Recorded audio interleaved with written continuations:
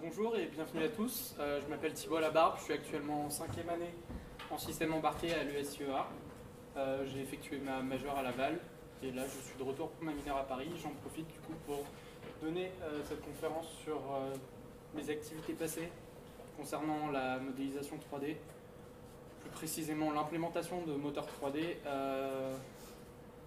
à la demande de notre cher Mazola. Donc voilà. Alors, déjà un petit peu de backup, ça commence au lycée.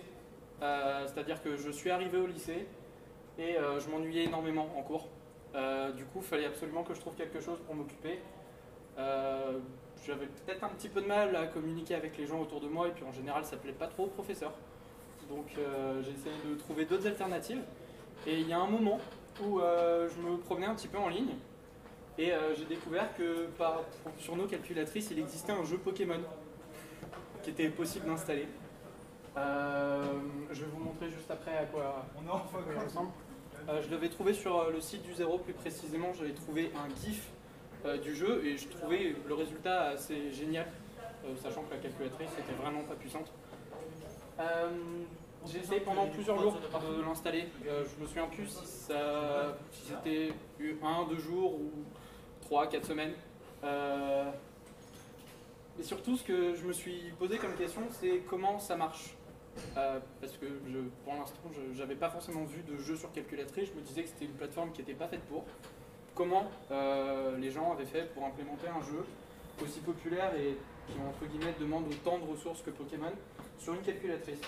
Alors, pour ça, moi j'avais commencé le lycée avec cette calculatrice qu'on appelle la TI-83 plus FR.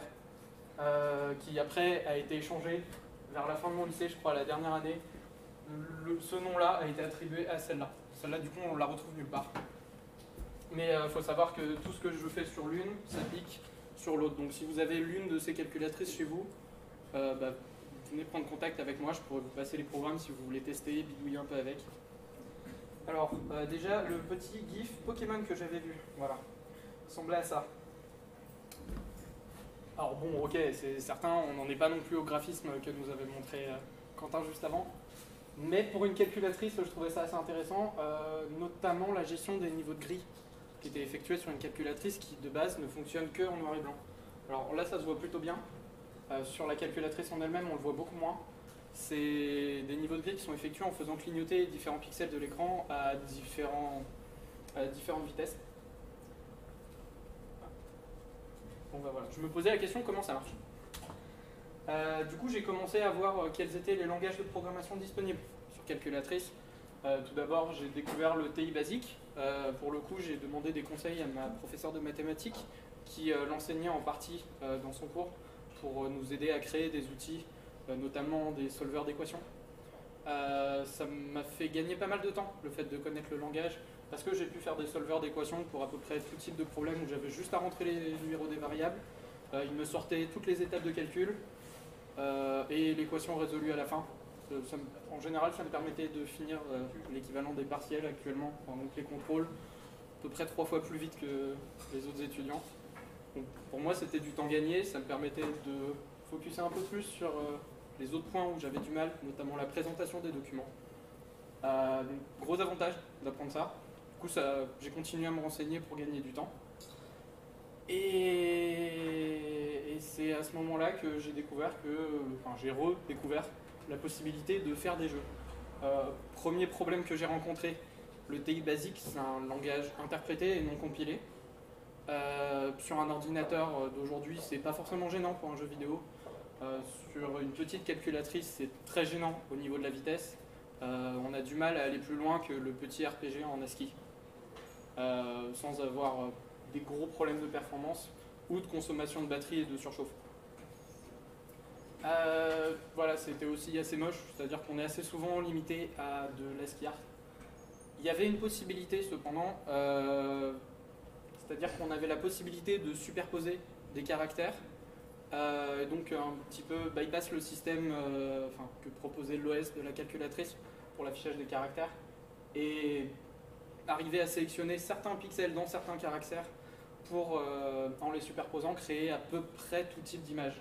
on était quand même un petit peu restreint. Il y a certaines images qui sont impossibles à rendre avec cette méthode, mais ça permettait de faire de très jolies images. Le problème, c'est que le temps de rendre un écran sur la calculatrice, des fois, on en avait pour 20 à 30 secondes de traitement.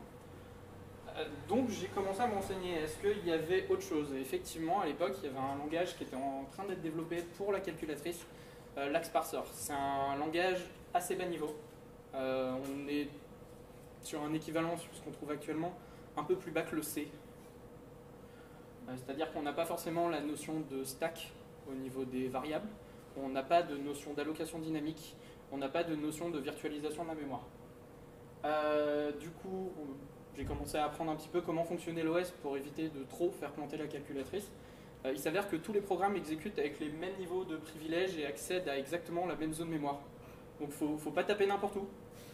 Si on touche au mauvais octet, on finit par supprimer une partie de l'OS.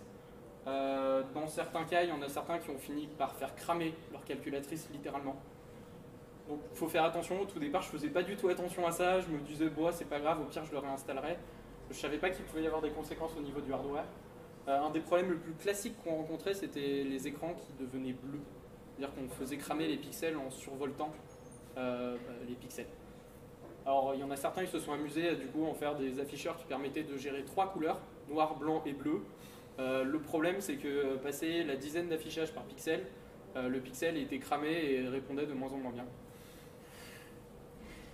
Donc ça commençait à coûter un petit peu cher en calculatrice si on voulait afficher des couleurs. Donc voilà. Par contre, en AXParser, comme on est sur un langage qui est beaucoup plus bas niveau, un langage compilé, qui nous génère un assembleur qui est plutôt bien optimisé, on a des jeux beaucoup plus rapides, notamment le jeu Pokémon qui en fait a été fait en AXParser. Le seul problème, c'est qu'il y a d'énormes risques de crash et de perte de mémoire. Pour ça, j'ai découvert une petite fonctionnalité de la calculatrice qui permettait de dépasser les programmes de la RAM, qui du coup était supprimée à chaque reboot de l'OS, à une mémoire d'archives qui est pour le coup alimentée par une petite pile en interne qui est absolument indépendante et qui donc pourrait s'apparenter à un disque dur. Alors, j'ai aussi découvert un jeu que je trouve assez important, qui pour moi était assez important. C'était le jeu Portal qui a été réimplémenté sur calculatrice. Alors là, vous pouvez en voir une petite démo. Ça a été fait... Bon, j'avais pas une super bonne mémoire, j'ai oublié le nom du créateur. J'en suis désolé. Je rajouterai son nom dans les slides à terme. Voilà, donc ça a été un jeu qui a eu un succès un peu fou, peut-être un petit peu trop dans ma classe, c'est-à-dire que tout le monde s'est mis à y jouer, on commençait à faire des concours. Les profs n'étaient pas du tout contents. Mais le jeu était cool et moi je voulais en apprendre plus. Comment ça fonctionne, comment il fait pour avoir un jeu aussi fluide sur calculatrice, comment il a fait pour gérer la physique, notamment les interactions, comment lui gérait ses portails et tout. Ça m'intéressait et j'ai voulu en apprendre plus. Et c'est surtout ce projet-là qui du coup m'a motivé à poursuivre. Après j'ai commencé à faire des petites animations basées sur des automates cellulaires, notamment une petite animation de feu. L'algorithme est absolument simple, le rendu est vraiment cool. Donc ça peut tourner aux alentours des 80 fps sur une calculatrice. Donc c'est juste un petit filtre entre guillemets avec un automate cellulaire qui prend en compte une image, la décale de 1 pixel vers le haut et efface aléatoirement 1 pixel sur 8. C'est tout. Ça tourne très vite. Il y a possibilité de le faire tourner dans les interruptions de la calculatrice, donc de faire en sorte de ne pas forcément prendre beaucoup de temps de calcul pour l'utilisateur et surtout faire en sorte que l'animation soit toujours à la même fréquence. Ça c'était cool et ça m'a motivé encore plus à continuer et je suis arrivé à un moment où l'AXParser ne suffisait plus. Je voulais toujours plus de performance sur ma calculatrice. Du coup, je suis descendu un petit peu plus bas dans l'architecture. J'ai commencé à programmer directement en assembleur. Alors au tout début, je l'ai fait sur mon PC. Fallait que je compile les différents programmes, après que je les exporte sur la calculatrice, que je puisse les lancer. On a les mêmes restrictions qu'en AXParser, c'est-à-dire que la zone mémoire est partagée avec l'OS, qui a toujours la possibilité de foutre en l'air l'OS. Sauf qu'en AXParser, c'était facile à voir. On avait juste à vérifier est-ce que les indices d'accès à la mémoire étaient dans les zones autorisées ou pas. En assembleur, c'est un peu plus cryptique à lire. Ouais, beaucoup plus à faire attention pour ça.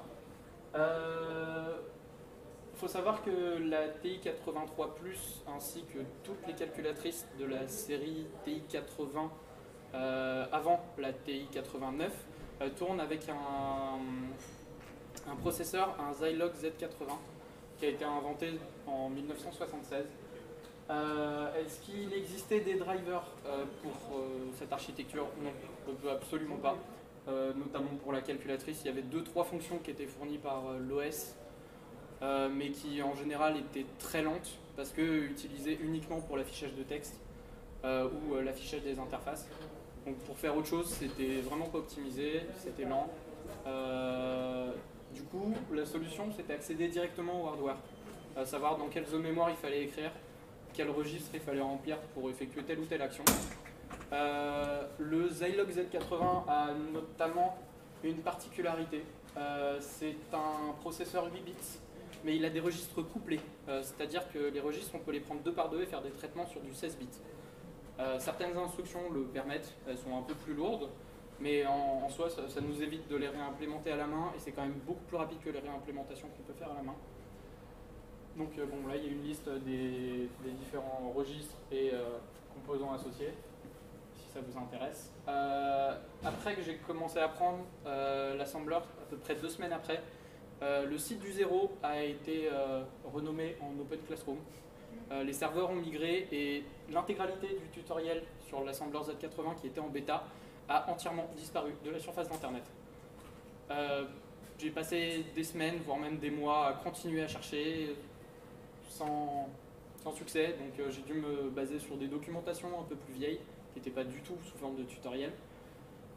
Et surtout, je me suis orienté vers des forums, notamment le forum OmniMaga, où les plus grands entre guillemets, développeurs sur calculatrice se regroupent, et le forum TI Planet qui contient certains threads en français qui, à l'époque, m'aidaient pas mal à comprendre ce qui se passait.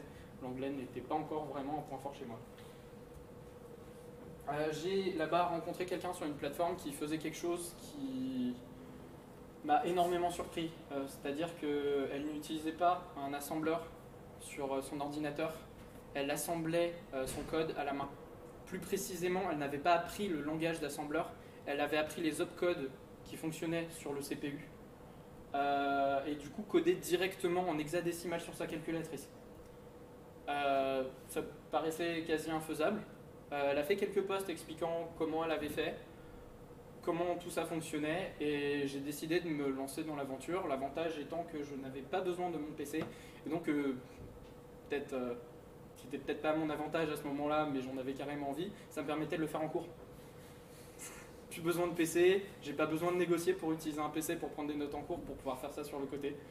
Je pouvais le faire directement sur ma calculatrice qui était autorisée et même conseillée par les professeurs.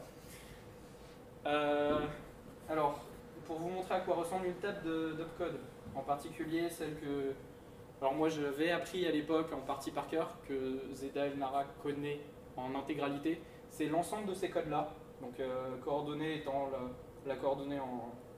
comment dire, le numéro de la colonne étant le premier octet, enfin le premier symbole d'un groupe hexadécimal, le deuxième étant caractérisé par les lignes. Là on a du coup toutes les instructions qui sont gérées par le processeur. Certaines sont composées de 2 instructions en hexa, de 2 nombres hexa, certaines de 4 à 8, voire même certaines à taille variable. Donc c'est assez complexe, je ne vais pas mentir, ça m'a pris pas loin d'un an à apprendre à manipuler. Mais je me suis acharné et j'ai fini par être capable de compiler moi-même mon code à la main sans avoir besoin d'aucune dépendance sur la calculatrice. Après, il y a eu des assembleurs qui sont sortis sur calculatrice, mais qui prenaient en entrée de l'ASCII. On est sur un système qui est extrêmement limité en RAM, et donc écrire quelque chose en ASCII, c'est prendre de la mémoire qu'on ne prendrait pas si on faisait de l'hexadécimal. Donc on est quand même très très limité. En général, une application assez classique comme un solveur d'équations pouvait prendre dans les 4000 octets, donc 4 kilooctets. ça peut pas paraître énorme sur cette calculatrice, c'est un cinquième de sa mémoire. Si on veut pousser un peu plus loin, on est très très vite limité si on le fait en ASCII. Donc le fait de le faire en hexadécimal à la main, on gagne énormément. Voilà, bon, effectivement, force de compiler mon code sur papier, les profs n'étaient pas très très contents parce que je n'étais pas super discret. Et surtout quand on jouait à des jeux sur la calculatrice, notamment le jeu Portal, dont on avait fait un concours de speedrun pendant, il me semble, les cours d'SVT. Les profs n'étaient pas très très contents. Donc on a appris à être un peu plus discret. Pour ça, je me suis penché sur le bas niveau du fonctionnement de l'OS cette fois-ci. Comment y gérer l'écran, comment est-ce que je pouvais afficher autre chose sur l'écran dès que j'appuyais sur un bouton, un genre de bouton safe. Et le moment où le prof il arrive, on appuie sur le bouton et c'est bizarre, ce qui s'affiche sur l'écran c'est en rapport avec le cours. Ça a marché un certain temps, mais ça m'a surtout appris à utiliser les interruptions du processeur. Voilà, donc ça a l'avantage de marcher partout, on a une priorité absolue. Même sur l'OS et sur ce qu'on exécute.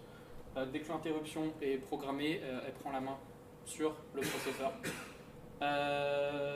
Ça permet aussi d'autres utilisations, notamment le fait de pouvoir choper plusieurs interactions clavier en simultané.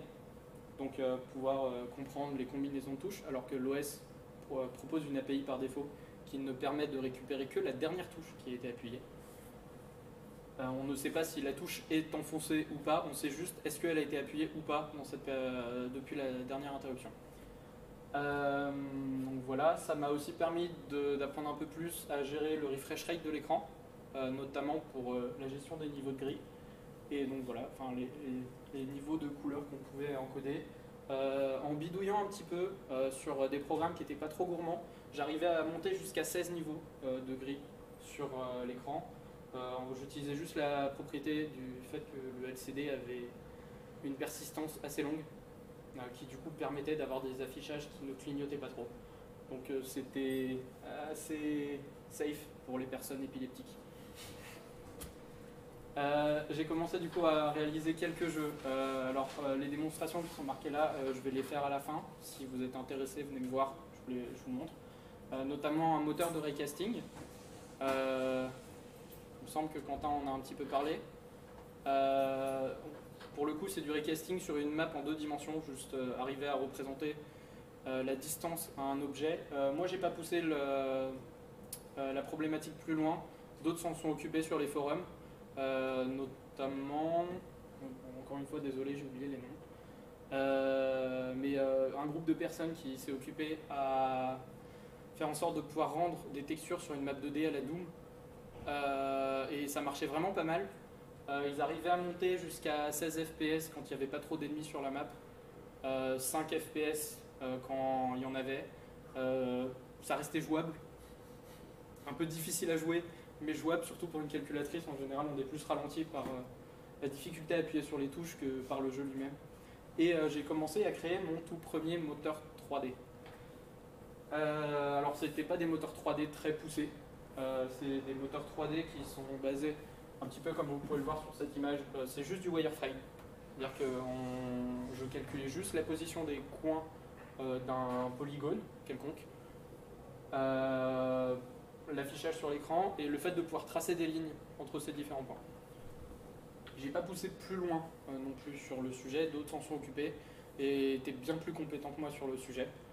Donc voilà, après, du coup, ce qu'on nous apprend en général quand on fait de la 3D, c'est de faire des produits matriciels pour les projections notamment, car la plupart du temps on peut juste l'exprimer sous forme de produits matriciels. À peu près toutes les manipulations en 3D sont effectuables sous ce format-là.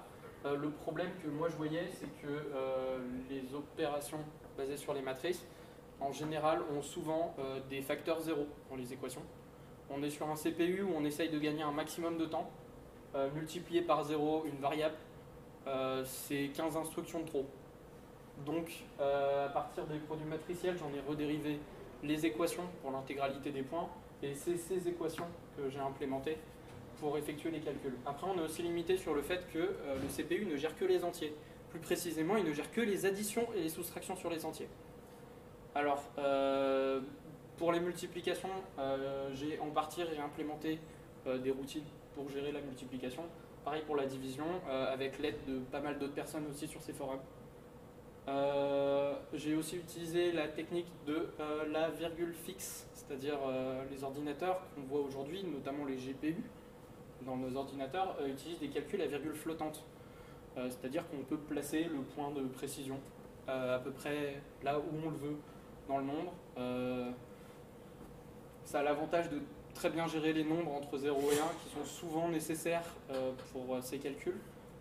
Dans mon cas, j'étais sur des entiers. Alors entre 0 et 1, j'ai 0 et 1. Niveau précision, pour calculer des cosinus, des sinus et des projections, c'est hyper limité.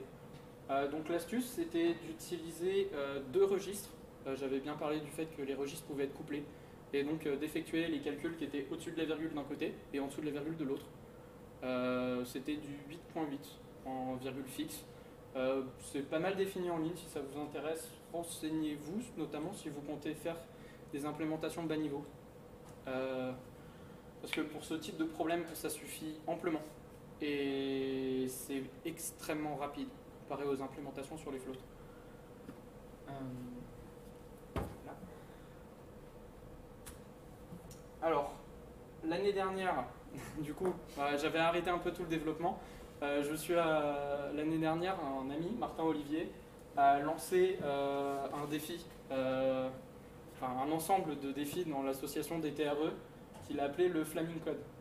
L'objectif, c'était de proposer des défis aux premières et deuxième années pour voir comment ils se débrouillaient, pour leur apprendre à se débrouiller par eux-mêmes et à répondre à des problématiques assez concrètes dans un cadre assez encadré. Donc il y avait des scoreboards qui étaient effectués. Il me semble que Mazola finit soit premier, soit deuxième, je ne sais plus. Voilà. Moi, quand j'ai vu des sujets qui m'intéressaient, je me suis dit, bah tiens, pourquoi pas le faire pour le fun. Juste, je vais me rajouter un petit handicap, notamment au niveau des choix des langages utilisés et ce que je me permettais de faire et ce que je me permettais pas de faire. C'est-à-dire que si je veux faire une représentation 3D, je ne vais pas du tout choisir un langage qui me permet de faire des projections en une ligne de commande. Je vais faire en sorte de réimplémenter l'intégralité du code et j'ai décidé de partir sur du bash. Je vous le déconseille, clairement. Enfin, sauf si vous aimez les défis. Là, c'était cool. C'est pour ceux qui aiment bien le bash, c'est cool. Par contre, ça prend du temps. Ça m'a pris toute une semaine de temps libre, qui était le temps alloué. Et j'ai effectué mon rendu un peu passé la dernière minute, c'est-à-dire à 1h10, alors que le rendu était prévu à minuit. Mais j'ai réussi à le faire. Si vous êtes intéressé, le code source, pour le coup, est en ligne sur mon GitHub. Le lien est présent pour ceux qui veulent aussi, je pourrais le donner après. Un des premiers défis, ça a été de gérer l'IO du programme, notamment du moteur. C'est-à-dire être capable de gérer les entrées utilisateurs depuis le terminal. Ah oui, le sujet du Flaming Code, c'était d'effectuer un moteur 3D dans le terminal. Donc voilà, moi j'ai décidé pour gérer l'input utilisateur d'utiliser juste les fonctions standards qui sont fournies dans le bash. De mémoire, j'utilisais juste read tout bêtement, où je lisais caractère par caractère ce qui se passait et le moteur répondait. Je voulais faire en sorte que l'ensemble des points et des lignes à tracer soit configurable soit en pipant le fichier dans le programme, soit en le chargeant, c'est-à-dire juste en précisant le nom du fichier à charger. L'avantage du fait de pouvoir le piper, c'est qu'on peut concaténer les fichiers beaucoup plus facilement si jamais on décide de charger objet A et objet B dans le moteur en même temps. On a la possibilité, tout simplement en faisant cat objet A, objet B, pipe le moteur. De mon côté, ça m'a permis de débugger beaucoup plus vite. Et voilà, c'était pas mal. Après, au niveau des affichages, j'avais plusieurs possibilités. Soit écrire tout un buffer, modifier le buffer étape par étape, afficher à la fin l'intégralité du buffer. Le problème, c'est que le traitement de texte en bash est assez lent. J'ai trouvé ça beaucoup plus rapide d'utiliser des caractères spéciaux qui sont présents, des fonctionnalités du bash qui permettent de déplacer le curseur et donc de dessiner au point que je voulais, soit des points, soit des lignes. Dans les faits, j'ai pas eu le temps d'implémenter le système de lignes, Donc j'ai une petite démo à montrer si ça vous intéresse. Juste qu'il n'y a pas encore les lignes qui sont gérées. Elles sont gérées dans le fichier, dans le format, mais elles ne sont pas du tout gérées dans l'affichage. Alors voilà, donc j'ai effectué, pour ça j'ai dû refaire de l'arithmétique à virgule fixe. Le bash ne gère absolument pas les calculs sur les floats. Donc même problématique. Bon, là, pour le coup j'ai déjà effectué les explications, c'était pas prévu. Le problème en général qu'on a, c'est qu'on a un énorme trade-off entre précision et la taille du nombre maximal possible. C'est-à-dire que quand on est à virgule fixe, on va encoder notre nombre sur un espace mémoire fixe. Si on décide d'avoir beaucoup de précision en dessous de 1, le nombre maximal disponible sera assez faible. Donc soit on a énormément de précision et des maps toutes petites, soit on a très peu de précision mais des maps gigantesques. Donc voilà, c'est un petit trade-off qui requiert un petit temps d'adaptation. Donc pour ça j'ai créé une petite librairie qui est d'ailleurs disponible aussi sur le repo qui permet de faire de l'arithmétique à virgule fixe. Le seul problème c'est que la librairie à utiliser est extrêmement lente parce qu'on utilise, j'utilise un processus qui s'appelle la substitution de process qui à chaque étape du calcul vient faire apparaître une nouvelle instance de bash, effectuer les calculs et retourner les résultats. C'est le plus proche que j'avais trouvé à ce moment-là de l'utilisation des fonctions. Du coup, pour gagner du temps, j'ai dit tant pis, j'aurai des lignes qui vont être monstrueuses, mais je vais coder tout ça directement dans le moteur. Comme ça, il n'y a pas 50 000 processus qui vont apparaître juste pour faire une division.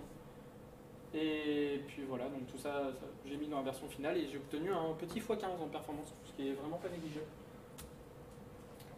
Alors, un processus que j'ai beaucoup utilisé, c'est l'utilisation de lookup table. Je ne sais pas si vous avez remarqué, notamment au lycée, quand sur votre calculatrice vous essayez d'afficher un cosinus ou un sinus, c'est extrêmement long à calculer. Là, on est dans un cas où tous les calculs sont très longs.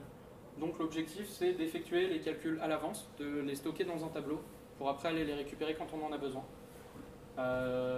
Ça fait qu'on a un petit temps de chargement, notamment sur calculatrice, mais qu'à terme on a des calculs qui s'effectuent beaucoup plus vite. Actuellement le script n'est pas disponible que avec du bash, il utilise aussi du awk pour effectuer juste la construction des lookup tables. À terme, j'aimerais bien le faire avec des expressions basées sur Taylor, juste pour avoir une assez bonne approximation des cosinus, mais en utilisant le moteur à virgule fixe que j'avais implémenté. Après, je décidais de me poser un défi supplémentaire que je n'ai pas réussi à atteindre, mais que j'ai essayé au maximum d'atteindre. C'était de faire en sorte que mon script soit POSIX compliant, c'est-à-dire qu'il ne tourne pas que sur Bash, mais sur toute forme de shell qui soit POSIX compliant. L'avantage c'est qu'on a une beaucoup plus forte compatibilité inter-OS, notamment tous les OS qui sont basés de près ou de loin sur Unix. Donc ça peut inclure macOS. Je ne sais pas s'ils sont exactement POSIX compliant, je sais juste que mon script tourne très bien sur leur machine.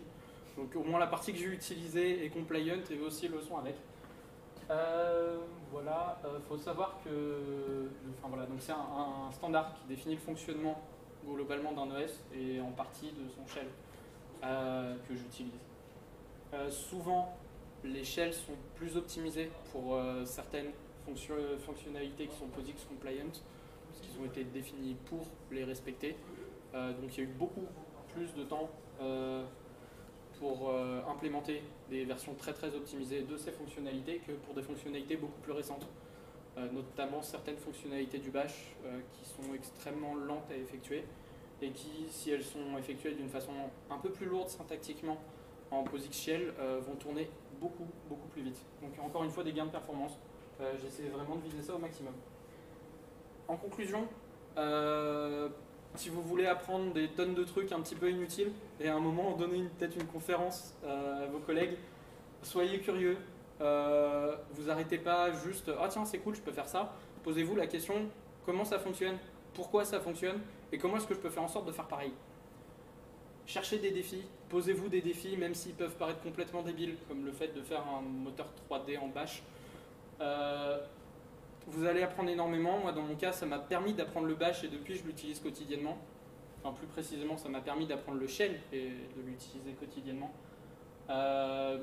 Choisissez dans ce cas-là vos défis, peut-être en fonction de ce qui vous intéresse. Et puis voilà, merci.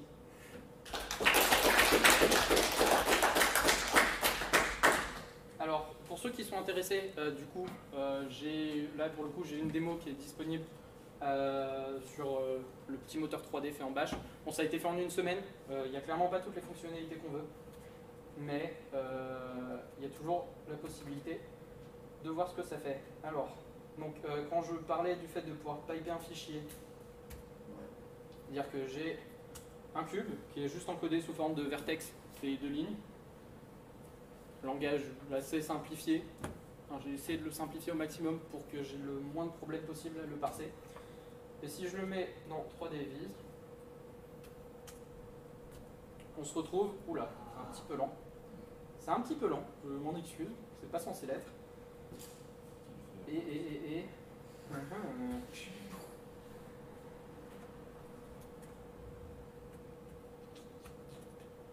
Alors, c'est sûrement l'effet démo. Ça marchait bien, il a dit, voilà, ok. Bon, donc, c'est pas grand chose, c'est juste une petite projection sur la map et les rotations sur les 3 axes qui sont effectuées. Pour ça, je me suis basé sur les matrices d'Euler, que j'ai du coup réadapté sous forme d'équation pour éviter toutes les multiplications par 0. Donc voilà, on a les rotations dans les deux sens, voilà, on va un peu dans tous les sens. Alors là, le problème des matrices d'Euler, certaines rotations sont difficiles à voir. Donc voilà, donc c'est ça, là j'étais tout pile dedans. Donc voilà, ça c'était pour la démo du petit moteur en Bash. Bon, il n'est pas très poussé, il est clairement pas joli, c'était surtout pour le défi. Et je suis assez fier de moi. Je compte à terme le pousser un peu plus pour le rendre complètement POSIX compliant et avec aucune dépendance. On verra ça si j'y arrive avant la fin de l'année. Maintenant, pour ceux qui sont intéressés, je peux faire une démonstration sur calculatrice. Je pense pas que ça va rendre bien sur le stream. Par contre, j'ai pas pu capturer l'écran de la calculatrice, j'ai pas eu le temps de le faire. Je m'en excuse. S'il y en a qui sont intéressés, du coup, venez me voir après les questions et je vous montrerai ce qu'on peut effectuer assez facilement, entre guillemets, sur calculatrice. Merci. Est-ce que vous avez des questions? Comment j'ai eu le bac? C'est une excellente question, à cause de ça j'ai failli le rater. Comment je l'ai eu? Peut-être un petit coup de chance de tomber sur le bon sujet de maths et de l'avoir coeffuite. Sujet que je connaissais un peu mieux que les autres, j'ai eu au-dessus de la moyenne et ça m'a compensé un peu le reste. Je le recommande pas hein, comme méthode, mais si vous pouvez appliquer le même type de philosophie et d'acharnement, soit sur vos projets personnels, soit sur les projets sur lesquels vous travaillez, si vous en êtes capable, faites-le, parce que vous allez apprendre énormément, vous allez apporter énormément. Dans mon cas, j'estime avoir apporté énormément à la communauté sur calculatrice et à tous mes collègues dans ma classe qui avaient un système qui leur permettait de faire des jeux vidéo assez facilement sur leur calculatrice. Tu es responsable de leur cycle scolaire. Eux un petit peu moins, vu qu'il n'y avait pas toute la phase de boulot derrière, c'était surtout tester les trucs et y jouer pendant 20-30 minutes. Ah ouais, alors, je viens de me demander mon GitHub, je le répète pour la caméra. Hop.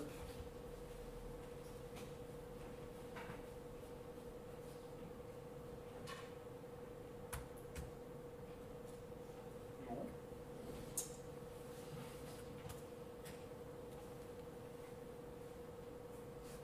Voilà, ça vous intéresse du coup. Vous trouverez d'autres projets sur le GitHub. Là, c'est notamment le programme de 3D. Est-ce qu'il y a d'autres questions? Quand tu as fait le bouton pour changer l'écran sur la calculette, ça veut dire que tu as dû modifier l'OS pour qu'elle écoute en permanence, enfin que la préruption soit détectée en permanence? Ok, alors la question est, quand j'ai fait le petit système qui permettait de cacher ce qu'on était en train de faire, est-ce que j'ai modifié l'OS avec des interruptions pour l'implémenter ou pas? Dans les faits, je l'avais dit à un petit moment, un moment dans la présentation, on a exactement les mêmes privilèges que l'OS quand on exécute des programmes. Du coup, je ne modifie pas l'OS, je lance des interruptions de la même façon que l'OS le ferait, pour reprendre la main sur la machine dès que j'appuyais sur une touche. C'est le genre d'instruction que j'avais fait en sorte de pouvoir désactiver avec une combinaison de touches, sinon je perdais une touche sur ma calculatrice qui ne servait plus qu'à ça. Mais du coup, ça revient à programmer une petite fonctionnalité de plus à l'OS. D'accord, en parallèle de... En parallèle, ouais. C'était pas dans les programmes, c'était un petit programme que je lançais, que j'activais ou que je désactivais à côté. Et qui du coup rajoutait cette fonctionnalité à tout ce qui pouvait tourner sur la machine. D'autres questions? Question perf. Tu peux monter à combien de points? Sur quel truc? Celui-là? Alors, j'ai pas eu du tout. Alors la question c'était combien de points je peux arriver à rendre avec cette méthode en bash. Pas beaucoup. Vraiment pas beaucoup. Surtout qu'il n'est pas encore complètement optimisé, j'estime. Il y a moyen de faire beaucoup mieux. Mais là actuellement, je l'ai surtout testé avec 8 points et 16 points. J'ai pas vraiment de problème. Enfin, sauf avec la méthode KeyPipe qui est un petit peu plus lente. J'ai pas encore résolu ce problème. D'ailleurs, je m'attendais même pas à le voir, je le redécouvre. Non, c'est très lent, c'est pas fait pour. C'est bon? Merci. Ah. Oui. Tu fais un moteur 3D en Shakespeare. Yes. Peut-être pas tout de suite. C'est immense. Tu me fais. Si un jour j'ai la motivation et 4 mois à perdre, peut-être. J'ai réussi à plancher l'édition de ce truc. Comment on a fait? Tu formes pas le bolche. J'ai déjà été tenté pour le faire en brainfuck. Ah ouais. Aussi figure-toi. Oui, mais bon, disons que sans passer par un compilateur, enfin par un langage intermédiaire, il me faudrait beaucoup trop de temps pour l'effectuer dans des temps raisonnables, c'est-à-dire inférieurs à 15 ans. Je pense pas en être capable. Alors, je confirme, j'ai essayé de faire un Fizzbuzz au brainfuck, ça fait environ 600 lignes, ça vous quelque chose comme 10 heures de travail. Et ça marchait pas. Ça faut pas le dire. Voilà, bah du coup merci.